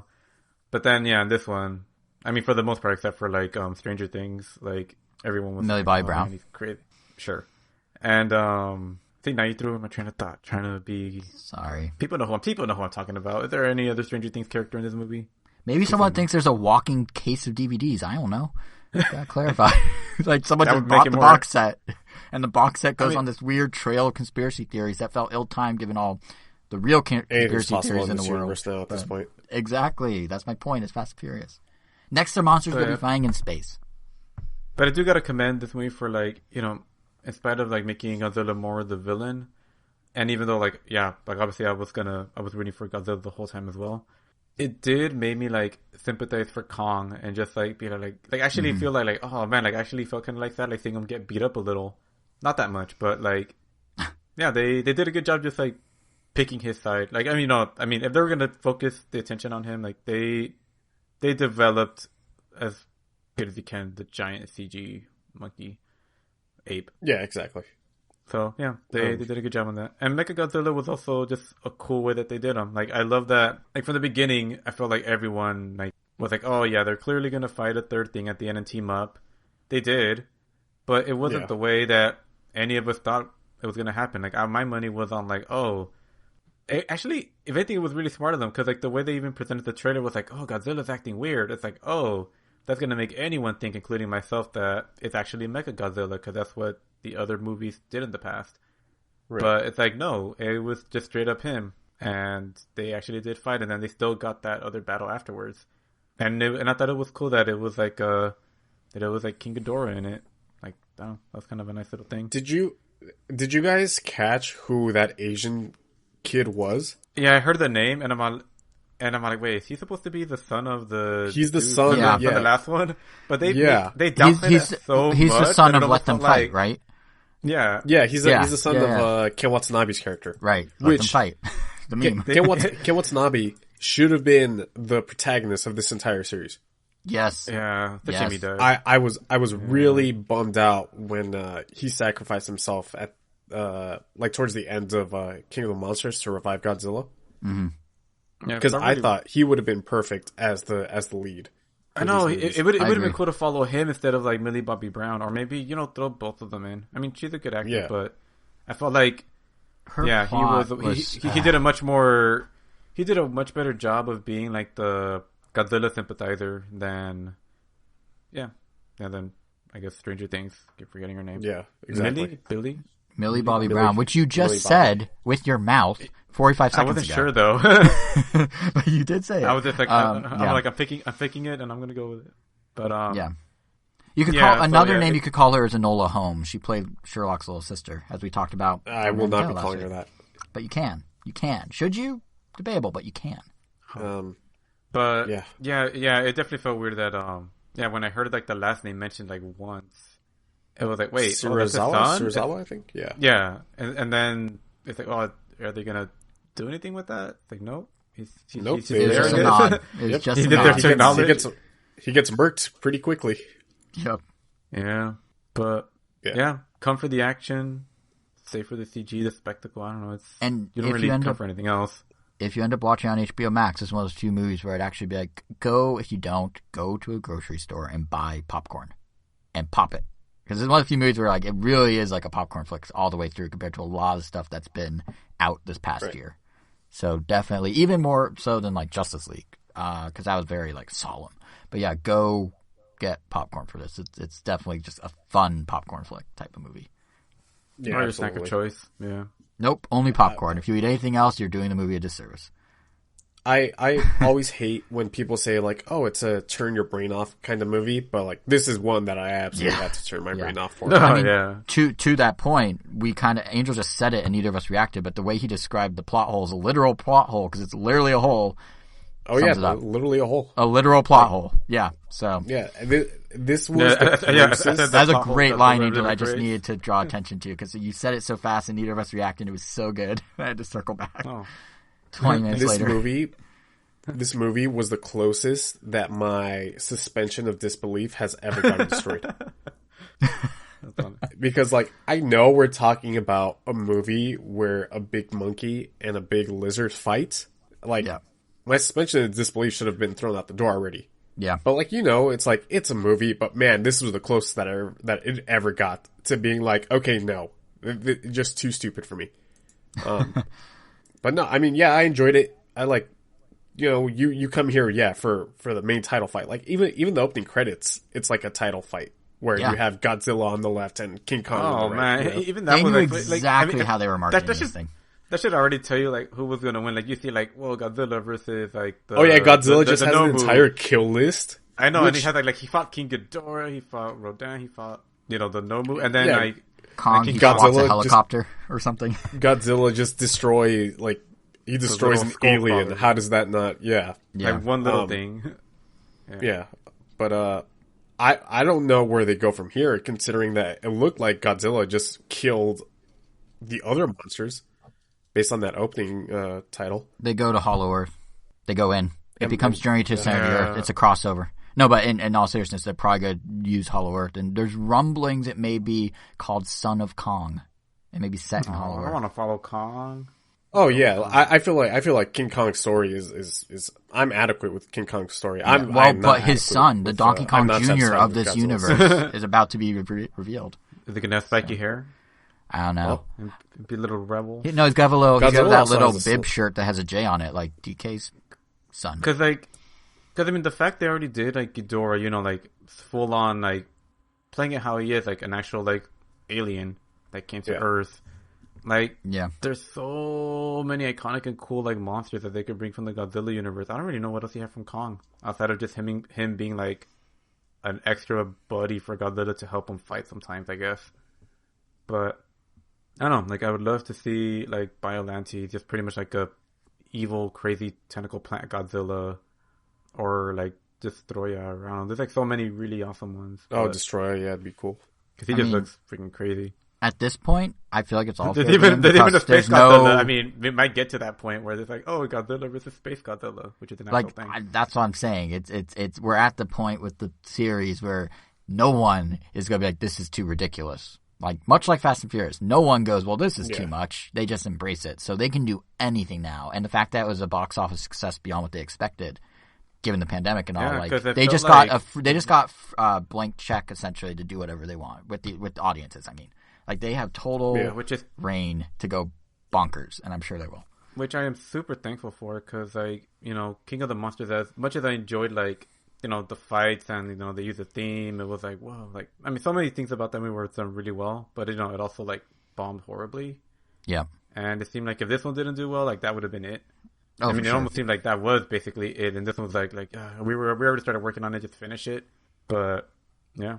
This is very much the Fire Emblem Awakening of the Godzilla franchise. Like, if it didn't work, that would be it. Yeah. Well, yeah, at least on the US. I mean, Toho. Yeah. Oh, yeah. The Western movies. I mean, Shin Godzilla did well. We'll see if that ever gets a sequel or anything, or maybe they'll do Shin Ultraman and then they'll do Shin Ultraman versus Shin Godzilla. But yeah, I can see that happening. Absolutely. Isn't cool. That is a creepy looking Godzilla. Yeah, and then Hideki is also done with the rebuild movies, so he's got time now. Did 4.4.4 already come out, or whatever it's called? 4.44. No, it's called 3.0 plus 1.0. Oh my god! Thrice upon a time. That's almost as bad of a name as Nier's remake version. You mean Nier Replicants version 1.22847? I got really close to remembering all the numbers. We're going to I bought that game. I bought that game on Friday night, well knowing that I'm never going to play it.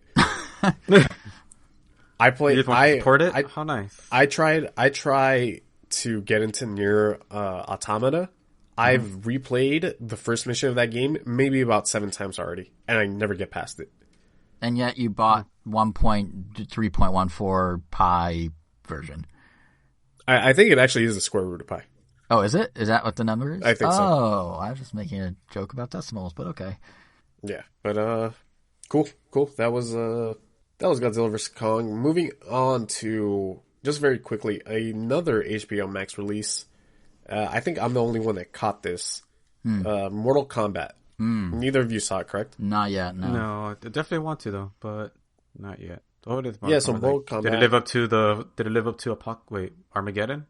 Apocalypse? So the sequel? No, Is that a high I believe bar? it was That doesn't seem like much of a Armageddon. bar. Was it? Annihilation. Mortal Kombat Annihilation. Wow. They all start with it. Annihilation, garbage. Terrible. At least that like first, was it 80s or 90s? It was 90s, right? 90s. Mortal Kombat That wasn't around in the 80s. 90s. It was 90s. It was for sure 90s. Like mid-90s. You know, at least that movie had like some camp to it. And like it's kind of enjoyable. Annihilation is a slog, man. I saw it maybe like 2 years ago, and I was like, oof. They had a higher budget for the movie, and it looks worse. But apparently, it too is on HBO Max if people want to live through that history to prepare. Oh yeah, there you go. Watch the entire Mortal Kombat cinematic universe. Sure, go for it. The MKCU. But be careful. But with this movie, first time director Simon McQuaid, something like that. I should have written it down. But this is his first movie. He's primarily known as a commercial director. Not sure what commercials, but that's the thing. As far as this movie goes, I think that it is an objectively bad movie. Like, there's no denying that this movie is awful, but I had a great time watching it. It was probably because I was watching with friends, so we were like cracking wise while we were watching the movie. But I'd like to believe that even without them, I still would have enjoyed this movie.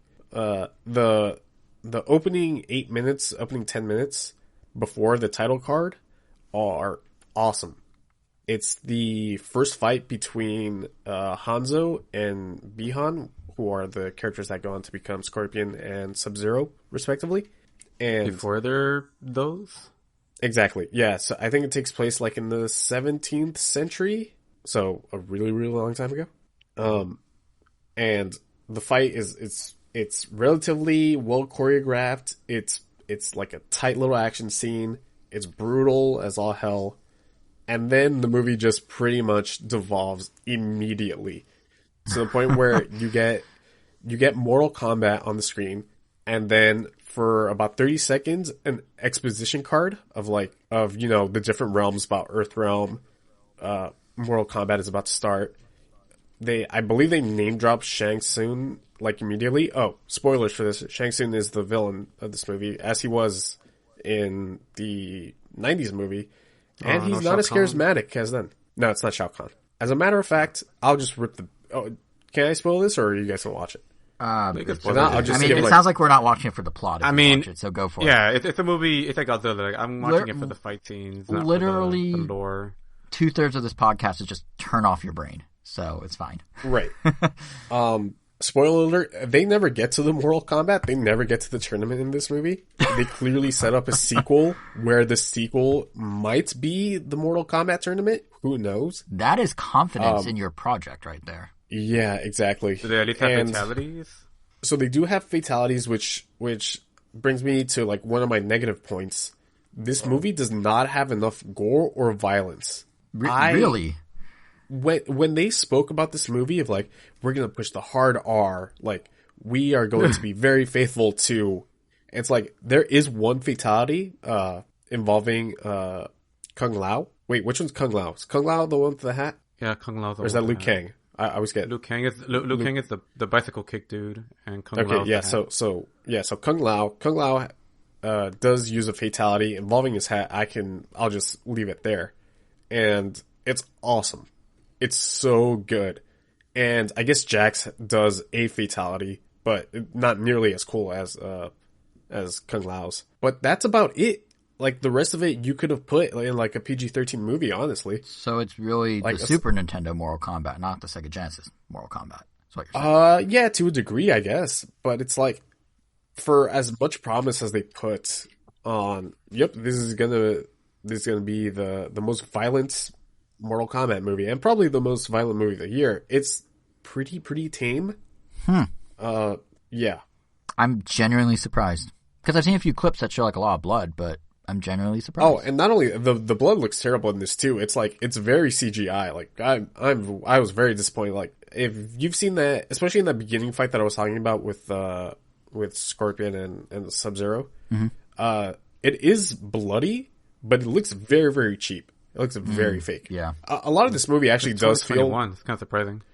Yeah, a lot of this movie does actually feel very cheap. Like, they go to Raiden's temple at some point, and you could tell that, like, oh, these are sets. Yes, Angel, they go to Rami Malek's mansion. Yes. And it's awful. Did I say Rami Malek? No, but you said Rami, and he said Rami Malek. So I'm... Wait, I didn't say Raiden? No, maybe you did say Rami, but we both heard Rami, I think. Yeah, I heard Rami. So then he immediately ran with it. Well, I'll see how it sounds like during the edit. But yeah, a lot of this movie just seemed kind of cheap. Speaking of cheap, the main character is like a self-insert character, and he's clearly supposed to be a stand-in for the audience. He's an original character. His name is Cole. Cole. At that point, you might as well have just given him a K. But he's so boring. He's beyond boring. It's insane. Like I said, I understand that, he's supposed to be the stand-in for the audience, but, like, give him a personality at least. Or they should have just gone the route with the original, where they just made Johnny Cage the main character. At least that would have been good. And I feel like that's one aspect that is, like, unanimously hated on, is the main character. The other one that is dividing, like, fans and critics is Kano's portrayal, where he is the comic relief, and a lot of people find him to be grating. I thought he was great. I thought, like, hey, this is a perfectly dumb character in this perfectly dumb movie, and I just thought he fit very well. And you could absolutely tell that the actor for Kano was having a blast, like, playing him. He's always got these, like, quippy one-liners. He's really fun. I thought he was the best part of the movie, honestly. Aside from that, the fights, oh man, they speed run through the fights, especially in the last 30 minutes, which this is a 2-hour movie, and it doesn't really get going until the first hour. You do have a couple of fights towards the beginning of the movie, but once they get to Raiden's temple, that's when you get all the fights. And in the last 30 minutes, you get maybe about 4 or 5, but they're all super short, with the exception of the final fight. So it's like, which is odd. I don't want to spoil why they're so quick, but yeah, it's like, I remember looking at the timer, and there's 30 minutes left, and we still have a bunch of fights going through. I'm like, oh, they're just going to speed run through this, and it's not going to be satisfying at all. And it wasn't as cool as some of the fights are. Especially Cabal. Cabal's in this movie, and he probably has the coolest fight in the entire movie, just because of his visual appearance and the effects that they give him, similar to the game. I know you're a fan of the games, right, Angel? Yeah, I definitely keep up with the story. I play them. Yeah, it's kind of weird to say, but I play them for the story. Because 9, 10, and 11 have amazing stories. Yeah, because NetherRealm just does a good job just making them really fun and interesting, even if they're not like, Shakespeare. Like, they're just really fun. I just love their stories. Even on, like, the Injustice games, like, I typically just play them and just play the campaign. Yeah, exactly. Especially MK11, that one was just, like, crazy with, like, the whole, like, time traveling thing and pretty much resetting the whole, like, making everything canon, like, literally everything. Yeah. But yeah.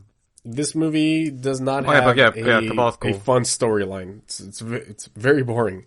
Wait, so it doesn't have a good storyline, but it doesn't have much fighting either? So what is happening? What are they doing? So there are... So Mortal Kombat the drama? So the fights go as long as about a round of actual Mortal Kombat, like when you're playing it at home. Maybe that's just being true to the game. They're about some only last about 30 seconds. Like there's a fight between Sonya and Kano towards the middle of the movie that lasts all of 20 seconds. Yeah. The long fights, like I said, the Sub-Zero versus Scorpion fight at the beginning, and then at the end of the movie, it's Cole and Scorpion versus Sub-Zero. Those fights are great, and those go on for, a good 6, 7, 8 minutes. Mm-hmm. But otherwise, the other ones are very, very short, and they feel shorter because the editing in this movie is atrocious. It is so bad that I could not be...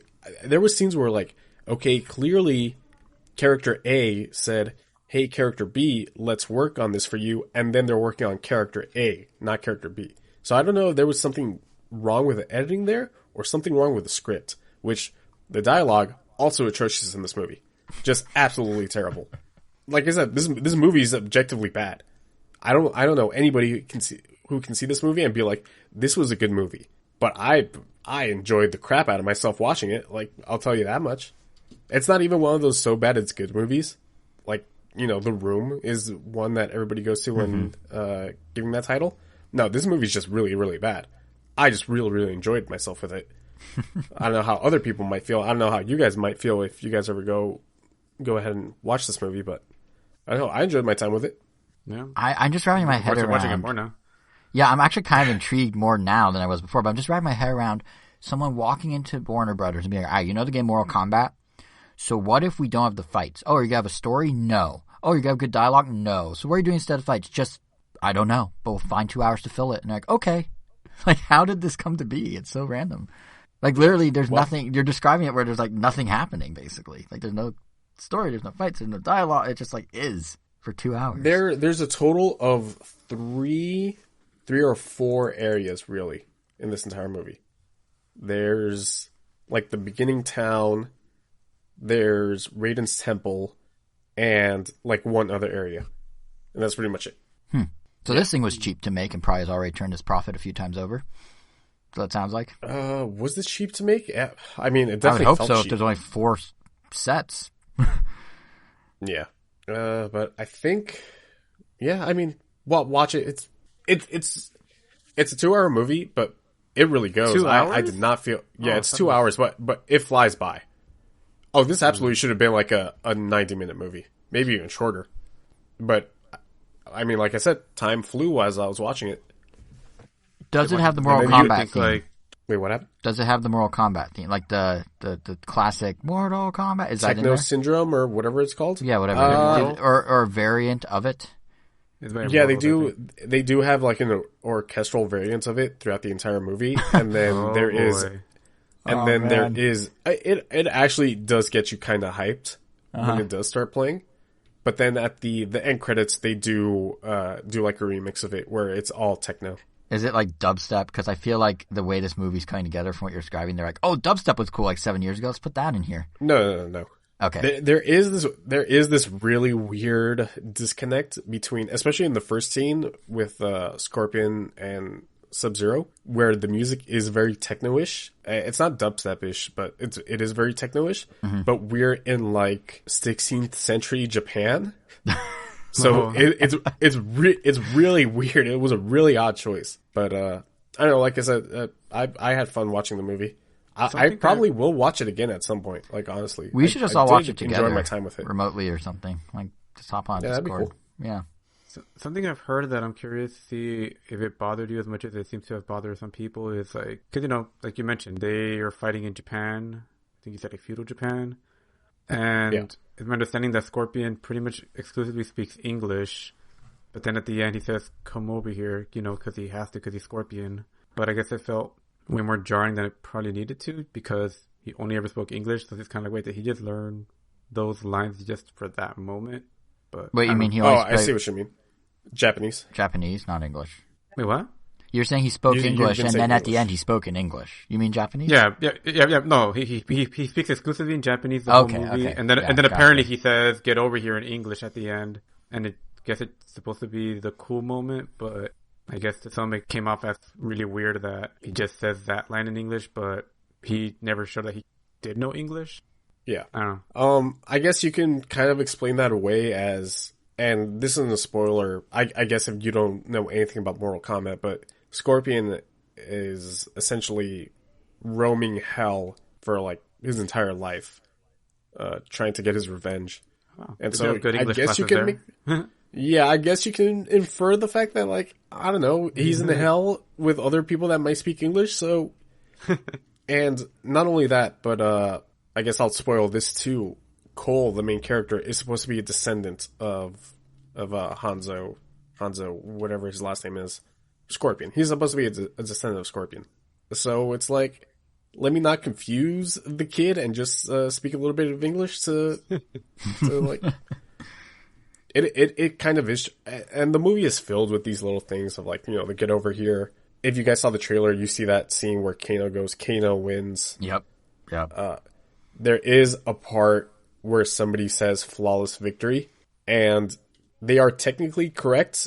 Mm-hmm. What they did was a flawless victory, but it doesn't change the fact that damn it, I was trying to say who it was, but it doesn't change the fact that they still out loud say flawless victory. You mean you don't when you succeed at something in life? Just turn to no one and say flawless victory? Exactly. Like, at that point, they should have given this movie just a little bit more touches of like, you know, if you're going to go fan service with some of this stuff, just go full fan service, where just have the announcer from the video game say it. Like, that if they did like a fourth wall thing, that'd actually be really interesting. Because it comes off as like eye-rolly instead of like, oh, awesome, that's something from the game. At least with like, if you had the announcer from the game say flawless victory, you'd be like, huh, that's an interesting choice, but you wouldn't roll your eyes at it. You'd be like, what? Instead of, yeah. So they didn't try to shoehorn in Toasty? No, they didn't. Although there is a fire-related fatality in this movie that isn't satisfactory at all, and I'll just leave it at that. But what enough to end on? The words isn't satisfactory at all. Yeah, this movie not satisfactory at all, but I liked it. I enjoyed my time with it. Like I said, like I keep repeating, this is a bad movie that you can have a good time watching. Ultimately, isn't that what you want out of any movie? To be entertained. Exactly. Yeah, to be entertained. Yeah, exactly. And like we were talking about with Godzilla vs. Kong, I wasn't expecting this movie to be Shakespeare, but I did expect this movie to be a load of crap that I wasn't going to enjoy, and I did end up enjoying it. So we're good there. Frankly, even on some level, Falcon and Winter Soldier, like I still enjoyed watching it, even though it had all those holes. So like that's the thing. These are all things you can put in front of your eyes and actually find some fun. Swiss cheese tastes good. Yeah, exactly. Yeah. So that was Mortal Kombat, and I think with that'll actually finish up this episode. I think we're all wrapped up. Mm-hmm. We're gonna save a couple of the topics that we were gonna save for this week for next episode of QC, which will be in 2 weeks, which will be on. Let me bring up the calendar. On the 16th. 16th. Assuming everything goes right with the world, it will be on the 16th. Next week we will have a new. Well, you never know. That's true. It's always that thing that my mom always says. I don't know if your mom says it. Angel, si Dios quiere, if God permits. Oh yeah, Yep. So every now and then you gotta throw in our mortalities in there. Next week we will have a brand new episode of the Ren Nintendo podcast where we will be going over Nintendo's financials. I'm so excited! And new Pokemon Snap, and Mario Party Online, and Apex Legends having new modes. There's a lot, actually, surprisingly. But that's right. Oh, I will have something to talk about. Yeah, there you go. But yes, also numbers. Can't wait. It's a full year of numbers. Oh, it's. I'm banging my fist right now, but no one can see me doing it. So excited. Looking forward to it. But yeah, that'll wrap us up. Listen to us on your favorite podcasting app: Spotify, Apple Podcasts, Google Podcasts, Stitcher, TuneIn, iHeartRadio. Pandora. Gotta write that one down as well. Pandora. At some point, we could probably just say in your favorite podcasting app, because I think we're at the threshold where everyone has one by now. But shout out to the people that host us that don't do anything to do it, and we had to manually do it ourselves. But nonetheless, shout out to you out there, all those apps. Yeah, exactly. Let us know what you thought about this episode, either in the comments to this blog post, if you are listening at, God damn it. If you are listening at this on the website, if you're listening to this on the website, throw a comment down there if you want. You can throw comments on this episode's YouTube video. On YouTube, we are RandomNintendo.com. On Twitter, we are at RandomNintendo, or you can follow us individually. Jason is at JSR7. Angel is at Weiro_O, WEIRO_O, and I am Kevin Gomi. And with that, Jason, take us out. Oh, man. I actually don't have anything. I didn't think about this. Numbers next week. Yeah.